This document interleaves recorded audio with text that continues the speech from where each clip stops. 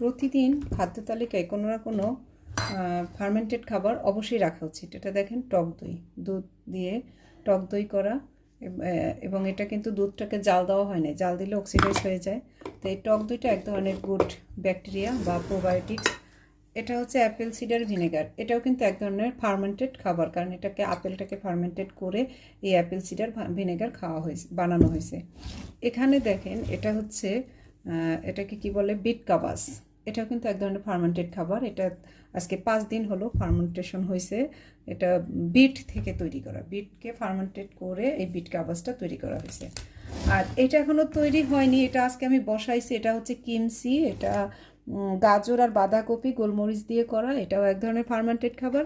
তো প্রতিদিন খাদ্য তালিকায় কোনো না কোনো ফার্মেন্টেড খাবার অবশ্যই রাখুন, অবশ্যই। যেমন সকালবেলা উঠে আমরা অ্যাপেল সিডার ভিনেগার খেয়েছি, তারপর হচ্ছে এটা খাবো, আজকে বিট কাবাস খাবো, আর কিমসি তো এখনও হয়নি, আর টক দই। তো ফার্মেন্টেড খাবার। ও আর একটা কথা বলে নেই, ফার্মেন্টেড খাবার কেন খাবেন, কারণ আমাদের যে শরীরের যে গুড ব্যাকটেরিয়া এবং ব্যাড ব্যাকটেরিয়ার যে আয়তন, মানে অনুপাতটা যদি সঠিক না থাকে, তাহলে কিন্তু আমাদের গার্ড ভালো থাকবে না, আর গার্ড ভালো না থাকলে আমরাও ভালো থাকতে পারবো না। তাই অবশ্যই প্রতিদিন চেষ্টা করবেন কোনো না কোনো ফার্মেন্টেড খাবার খেতে। এই যে টক দই।